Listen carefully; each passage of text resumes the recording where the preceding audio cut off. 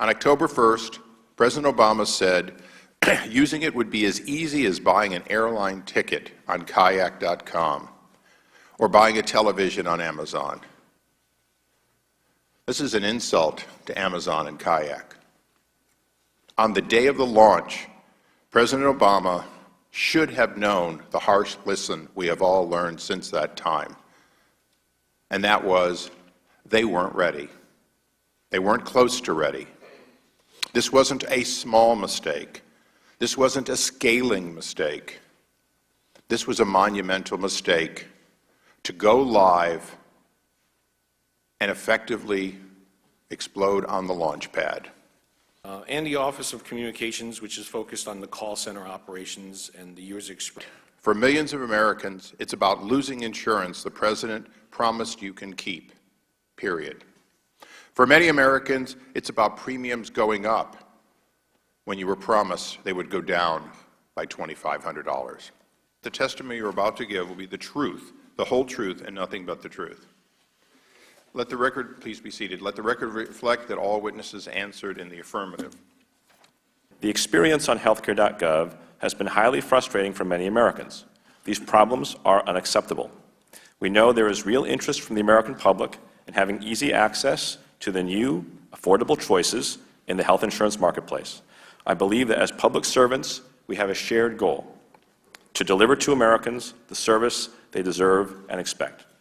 And since the beginning of October, I have shifted into working full-time on the team that is working around the clock to fix HealthCare.gov and bring it to the place it should be. The team is making progress. The website is getting better each week as we work to improve its performance, its stability, and its functionality. As a result, more and more individuals are successfully creating accounts, logging in, and moving on to apply for coverage and shop for plans.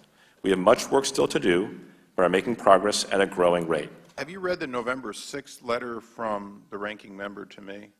So I believe that the latest number, the team's report, is about 17,000 registrations an hour, and the plan is to actually up that in terms of new accounts being created. It's kind of interesting to see as Obamacare implodes. Numerous test cases were used to exercise the end-to-end functionality of the system. We underestimated the volume of users who would attempt to concurrently access the system at any one time, initially in October. And we immediately addressed the capacity issues in the first few days and continue to actively work on further improving performance and creating a better user experience. On the day of the launch, and even today, there are material failures. Hackers, in fact, may have already or may soon find those vulnerabilities. They may soon find your Social Security number or your sensitive information because there was no integrated security testing before the launch. Now they are attempting to use the congressional oversight process to scare Americans away from the website by once again making unsupported assertions about the risks to their personal medical information. The way this hearing has been conducted does not encourage good private sector people. Nobody in this room, nobody in this country believes that Republicans want to fix the website.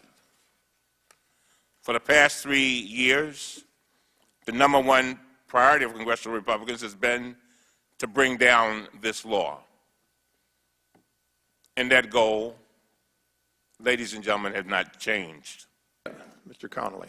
Thank you, Mr. Chairman, and let me begin on a bipartisan note.